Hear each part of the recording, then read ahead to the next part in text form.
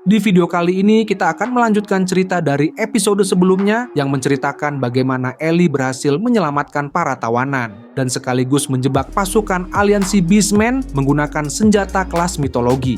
Nah, kira-kira di episode kali ini seperti apa pertarungan Ellie melawan senjata tersembunyi milik aliansi Beastmen dan bagaimana pihak menara menyelamatkan para sandera? Oke, dengan begitu, daripada lama-lama lagi, berikut pembahasan cerita kali ini.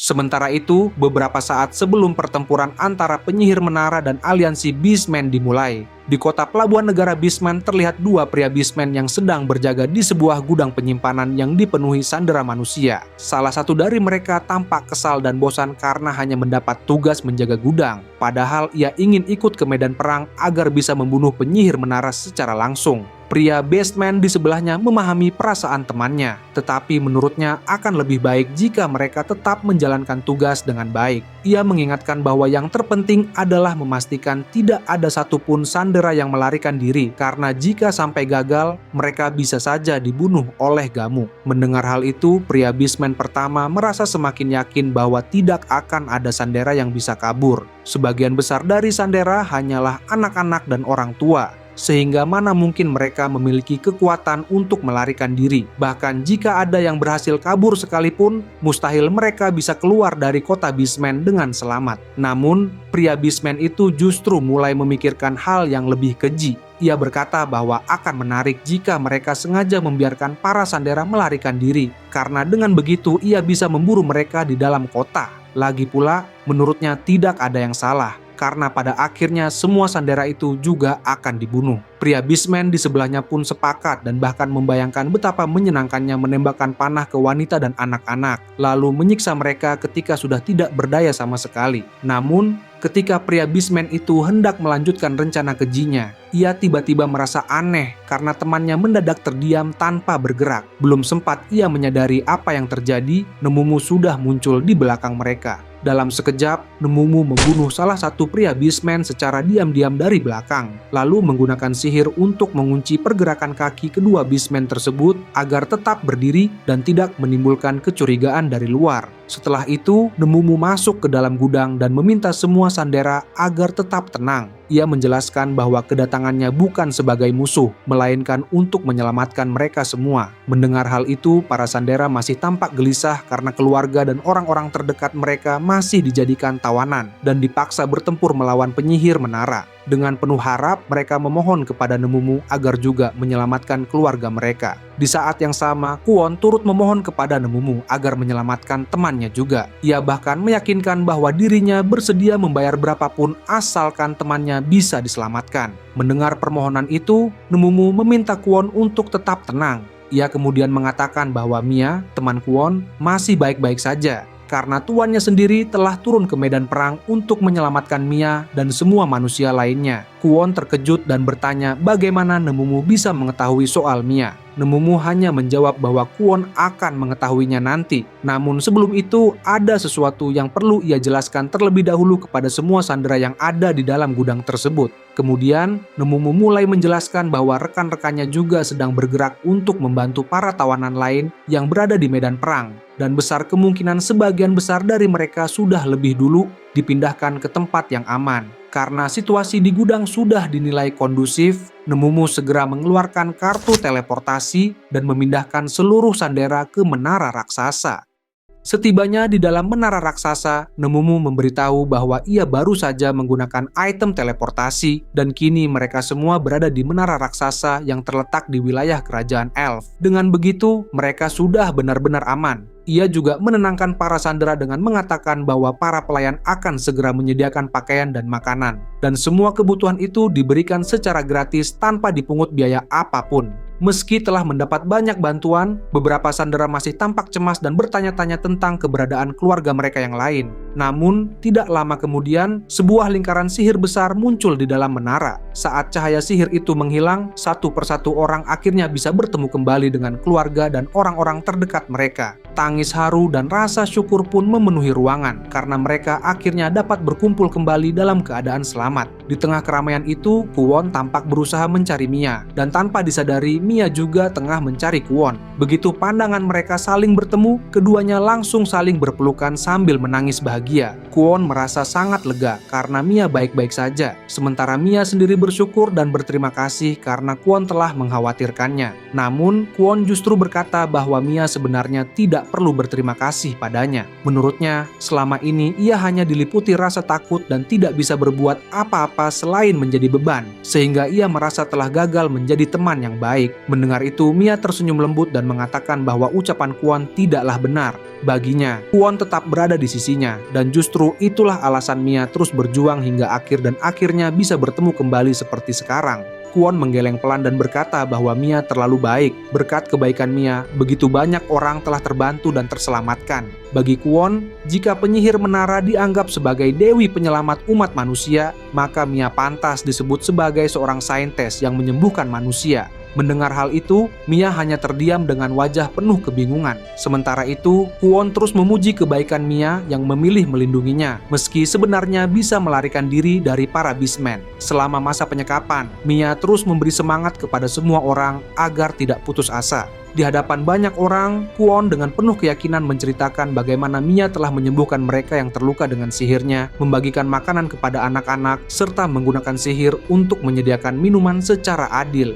Bahkan, Mia juga melindungi Kwon yang lemah dan penakut, lalu pergi ke medan perang untuk menggantikannya. Karena itulah, menurut Kwon, Mia benar-benar pantas disebut sebagai saintis umat manusia. Mendengar semua itu, Mia meminta agar Kwon bersikap tenang dan tidak memujinya secara berlebihan. Namun, tanpa disangka, satu persatu orang yang sebelumnya telah ditolong oleh Mia mulai membenarkan perkataan Kwon. Mulai dari nenek tua yang pernah ia sembuhkan ketika terluka, hingga anak-anak kecil yang terbantu oleh makanan dan minuman yang Mia berikan. Tidak berhenti sampai di situ, Kwon kembali menyuarakan pendapatnya di hadapan semua orang. Ia dengan lantang mengatakan bahwa jika penyihir menara adalah dewi penyelamat umat manusia, maka Mia adalah sang saintis, juru selamat yang melindungi manusia dengan tangannya sendiri. Dan benar saja, perhatian semua orang pun tertuju pada Mia. Mereka mulai meyakini bahwa Mia memang layak disebut sebagai juru selamat, mengingat bagaimana ia melindungi mereka di medan perang dengan sekuat tenaga, bahkan sampai berusaha menahan hujan anak panah demi keselamatan orang lain. Perlahan, sorak-sorai pun terdengar, dan banyak orang mulai menyebut Mia sebagai saintis, sekaligus memuji kehebatan penyihir menara. Di tengah suasana itu, Mia masih tampak terkejut dan kebingungan. Sementara itu, Kwon justru menganggap pertemuannya dengan Mia sebagai sebuah takdir, karena ia merasa telah menyaksikan kelahiran seorang saintis umat manusia. Mia sendiri merasa semua itu berlebihan dan jelas salah paham. Tetapi karena tidak tahu harus berbuat apa, ia akhirnya melirik ke arah Light, seolah meminta pertolongan. Light yang menyadari situasi tersebut berpikir sejenak. Ia merasa Mia mungkin tidak menyukai julukan saintis yang diberikan padanya. Namun di sisi lain, keberadaan sosok pahlawan di kalangan manusia bukanlah hal yang buruk. Sosok seperti itu justru bisa menenangkan banyak orang, menjadi simbol harapan, dan kelak dapat berjalan berdampingan dengan penyihir menara. Akhirnya, sambil tersenyum tipis, Light berkata bahwa ia tidak mempermasalahkan julukan tersebut. Bahkan menurutnya, sebutan Saint Mia terdengar cukup baik. Mendengar hal itu, Mia semakin malu karena Light ternyata sepikiran dengan Kwon. Dan karena Light sudah menyatakan pendapatnya, ketiga peri pelayan pun ikut bersorak bersama seluruh manusia yang berada di dalam menara raksasa. Tak lama kemudian, dua pelayan mendekati Light dan meminta waktunya sebentar karena ada urusan penting.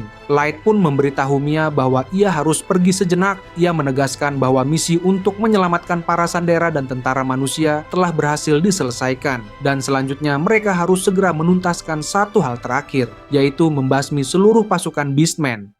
Kembali ke sisi pertempuran antara penyihir menara dan aliansi Beastmen. Saat ini Ellie telah menggunakan item kelas mitologi bernama World is World. Ketika item tersebut diaktifkan, sebuah ruang dimensi lain pun tercipta dengan diameter sekitar 3 km dan tinggi mencapai 4 km dari permukaan tanah. Siapapun yang terperangkap di dalam dimensi ini tidak akan bisa keluar dengan cara apapun tanpa izin dari penggunanya. Bahkan pihak luar juga tidak dapat ikut campur, karena sekalipun menggunakan item kelas Genesis seperti Gungnir, dimensi ini tetap tidak bisa ditembus. Meski begitu, item kelas mitologi ini hanya dapat digunakan sekali pakai, itulah sebabnya wajar jika bahkan item kelas Genesis pun tidak mampu menembusnya. Ellie kemudian menjelaskan bahwa sebenarnya ia sama sekali tidak ingin menggunakan item kelas mitologi hanya untuk melawan makhluk rendahan seperti ras Beastmen. Baginya, item kelas mitologi bahkan tidak pantas dibandingkan dengan level para Beastmen yang sangat rendah di matanya. Namun, karena aliansi Beastmen telah berani membuat Light murka, ia tidak memiliki pilihan lain. Terlebih lagi, aliansi Beastmen telah melakukan dosa besar dengan menyandra orang-orang tidak bersalah dan bahkan berusaha membunuh manusia dengan menjadikan mereka sebagai perisai hidup. Atas dosa sebesar itu, seluruh pasukan aliansi Beastmen sudah sepantasnya mati di tempat ini tanpa hak untuk memohon pengampunan. Ellie menegaskan bahwa semua yang ia lakukan setidaknya dapat meredakan amarah Light, dan para pasukan aliansi Beastmen akan mengakhiri hidup mereka dalam rasa sakit dan penderitaan, hingga menyesali keberadaan mereka sendiri. Namun, mendengar ancaman tersebut, para Beastmen sama sekali tidak menunjukkan rasa takut. Sebaliknya, mereka justru melontarkan hinaan demi hinaan kepada Ellie sebagai penyihir menara. Pada saat itu, Gamu dengan wajah penuh kesombongan justru merasa berada di posisi yang menguntungkan. Ia yakin bahwa keputusan Ellie untuk tidak melarikan diri adalah kesalahan besar, dan menurutnya penyihir menara telah salah menilai kekuatan ras Beastmen. Lagi pula, baginya manusia hanyalah pion semata, karena mereka masih menyimpan senjata tersembunyi yang belum digunakan. Sambil tersenyum sinis, Gamu memperlihatkan sebuah kelereng kecil di tangannya. Tanpa ragu, kelereng itu pun ia hancurkan, dan dari sana muncul sebuah makhluk raksasa. Benar saja, sesosok golem raksasa berdiri menjulang di sisi Gamu. Kehadirannya langsung disambut sorak-sorai para Beastmen, karena bagi mereka, sosok Holy Golem adalah makhluk yang sangat kuat dan diyakini mampu menghabisi penyihir menara dengan mudah. Gamu pun mulai menjelaskan dengan penuh kebanggaan bahwa Holy Golem yang ia panggil adalah golem legendaris yang muncul dalam kisah para pahlawan. Golem ini diciptakan oleh Raja Iblis sebagai senjata untuk menghancurkan para pahlawan di masa lalu. Selain itu, Holy Golem memiliki kekuatan suci sekaligus kegelapan yang membuatnya kebal terhadap serangan fisik maupun sihir. Itulah alasan mengapa para pahlawan pada masa lalu tidak mampu menghancurkannya dan hanya bisa menyegelnya hingga akhirnya dikenal sebagai senjata terlarang. Melihat Holy Golem berdiri di hadapan mereka, Chaos pun angkat bicara. Ia mengatakan bahwa Holy Golem setidaknya merupakan senjata kelas legendaris. Berdasarkan sihir penilaian miliknya, Holy Golem berada di level 5000 dan memang benar bahwa makhluk tersebut memiliki kemampuan anti-sihir serta pertahanan yang jauh lebih tinggi dibandingkan golem pada umumnya. Meski demikian, bagi Ellie, Holy Golem hanyalah mainan langka yang cukup menarik. Namun menurutnya, fakta bahwa ras Beastmen membawa mainan seperti itu ke medan perang justru terasa sangat menggelikan. Gamu tentu tidak terima mendengar ucapan tersebut. Ia membalas dengan nada meremehkan dan menyuruh penyihir menara berhenti banyak bicara serta berhenti menggertak. Menurutnya, Holy Golem miliknya bahkan tidak mampu dikalahkan oleh para pahlawan di masa lalu. Sehingga penyihir menara yang hanya mengandalkan sihir jelas tidak memiliki peluang untuk menang. Gamu yakin bahwa penyihir menara pasti akan mengandalkan kedua pengawalnya untuk menghadapi Holy Golem. Tetapi semua itu dianggapnya percuma, karena Holy Golem mampu menebas siapapun hingga menjadi potongan daging. Ia bahkan menyarankan agar penyihir menara segera menyerah dan mengembalikan semua manusia yang telah kabur, agar ia bisa membunuh dan memakan mereka sebagai hukuman karena berani melawan perintahnya. Bagi Ellie, seluruh ucapan Gamu tidak lebih dari omong kosong yang menjijikkan. Baginya, golem lemah milik Gamu tidak lebih dari patung rapuh yang bisa dihancurkan kapan saja. Ia bahkan heran mengapa Gamu bisa sebegitu yakinnya akan kemenangan. Karena itu, Ellie memutuskan untuk menghancurkan golem tersebut hingga berkeping-keping dan menantang Gamu agar segera memerintahkan Holy Golem untuk menyerang. Terprovokasi oleh sikap Ellie, Gamu pun langsung memberi perintah. Begitu menerima instruksi tersebut, Holy Golem mulai memancarkan cahaya dan berlari ke arah Ellie dengan kecepatan tinggi. Pada saat itu, Chaos memperingatkan bahwa Holy Golem baru saja mengaktifkan kemampuan anti-sihir, lalu menawarkan diri untuk menghabisinya dengan cepat. Namun, Ellie menolak tawaran tersebut, karena menurutnya kemampuan anti-sihir Holy Golem hanya mampu menahan sihir tingkat rendah dan masih sangat mungkin untuk dilawan. Terlebih lagi, karena mereka berada di dalam dimensi terpisah, ia bebas menggunakan sihir berskala besar tanpa hambatan. Tanpa menunggu lebih lama, Ellie langsung mengaktifkan sihir Dimensional Cut. Dalam sekejap, garis-garis dimensi muncul dan memotong seluruh tubuh Holy Golem, membelahnya menjadi beberapa bagian. Para Beastmen pun dibuat terkejut melihat apa yang terjadi. Tidak berhenti di situ, Ellie kembali menggunakan sihir Gravity World yang menciptakan sebuah lubang hitam di langit. Lubang hitam tersebut langsung menyerap seluruh potongan tubuh Holy Golem dan memindahkannya ke ruang hampa tanpa sisa. Setelah Holy Golem benar-benar dimusnahkan, para Beastmen hanya bisa terdiam terpaku, tak mampu berkata apa-apa melihat betapa absurdnya kekuatan Ellie di hadapan mereka. Sementara itu, Ellie menahan tawanya dan menyindir Gamu yang sebelumnya berniat menghabisinya. Ia bahkan berkata bahwa dirinya tidak sengaja menghancurkan Holy Golem tanpa sisa, lalu meminta maaf dengan nada santai karena terlalu bersemangat saat bertindak. Saat itu, Gamu benar-benar kebingungan. Ia tidak bisa memahami bagaimana Holy Golem, yang selama ini dikenal sebagai senjata pembunuh penyihir, justru dapat dihancurkan hanya dalam satu serangan. Melihat kebingungan tersebut, Ellie pun menjelaskan dengan tenang bahwa hanya karena Holy Golem memiliki kemampuan anti-sihir, bukan berarti ia mampu menahan semua jenis sihir. Selama sihir yang digunakan berada di atas level Holy Golem, maka kemampuan anti-sihir itu tetap bisa ditembus. Dengan kata lain, seluruh perlawanan pasukan Beastmen yang tidak berguna itu telah berakhir. Dan sudah saatnya ia melenyapkan mereka semua. Sambil mengangkat tangannya ke langit, Ellie langsung mengaktifkan sihir Plasma Dawn. Sebuah sihir yang menciptakan matahari buatan berukuran besar di udara, siap membakar dan memusnahkan seluruh pasukan Beastmen di hadapannya. Melihat hal itu, para Beastmen mulai dilanda ketakutan. Dalam kepanikan tersebut, Gamu segera memerintahkan bawahannya untuk membawa Sandera. Ia lalu berteriak kepada penyihir menara agar menghentikan serangannya, karena masih ada Sandera yang tersisa. Tak lama kemudian, para Beastmen menampilkan dua anak kecil yang mereka jadikan Sandera. Gamu mengancam bahwa jika penyihir menara tidak menghentikan sihirnya, maka kedua anak itu akan dibunuh di tempat. Ia juga menegaskan bahwa jika mereka mencoba menggunakan sihir teleportasi, Sandera akan langsung dieksekusi tanpa ampun. Namun, ketika kedua anak kecil itu berteriak meminta tolong, salah satu pria Beastman justru terlihat kebingungan. Ia menyadari bahwa anak kecil yang berada di dalam tong tampak berbeda dari sebelumnya, seolah ada sesuatu yang tidak beres. Pada saat itu, Ellie sengaja menghentikan sihirnya dan meminta Gamu untuk melepaskan anak-anak tersebut. Melihat penyihir menara menuruti perintahnya, Gamu merasa sangat senang. Ia yakin bahwa penyihir menara tidak berani membunuh anak kecil, sehingga ia kembali mengancam dan menyuruh Ellie untuk terus mematuhinya jika tidak ingin Sandera tersebut mati. Namun, Ellie justru memberikan tawaran. Ia meminta agar Gamu melepaskan anak-anak itu dan berkata bahwa siapapun dari ras Beastman yang sebenarnya tidak setuju dengan peperangan ini bisa mengangkat tangan. Bagi mereka yang bersedia bekerja sama, Ellie berjanji akan menjamin keselamatan mereka. Sayangnya, tawaran itu tidak disambut dengan baik. Sebaliknya, para Beastmen justru semakin marah dan berteriak agar Sandera dan penyihir menara segera dibunuh. Mendengar respon penuh kebencian tersebut, Orca berkomentar bahwa perkataan menjijikan para Beastmen bahkan tidak pantas untuk dijadikan sebuah lagu.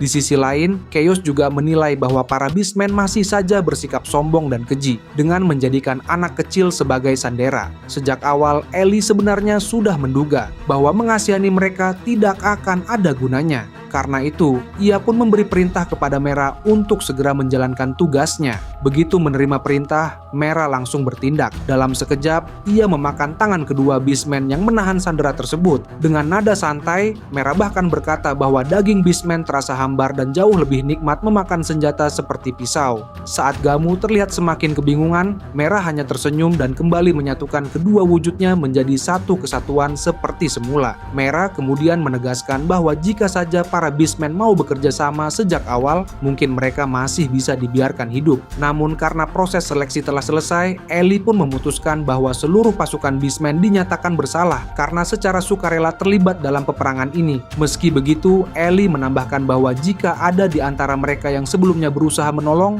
maka hukuman mereka seharusnya bisa diringankan.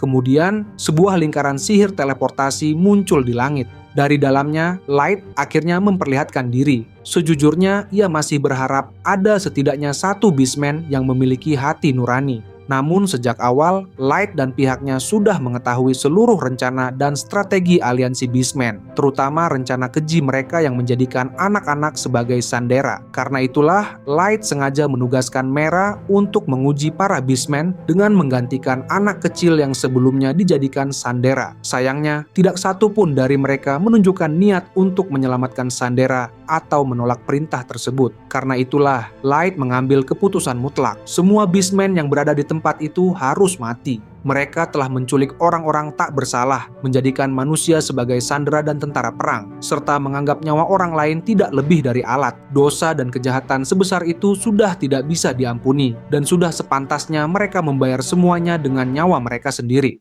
Itu saja untuk pembahasan cerita kali ini. Jangan lupa untuk like, share, and subscribe. Sampai jumpa di video berikutnya.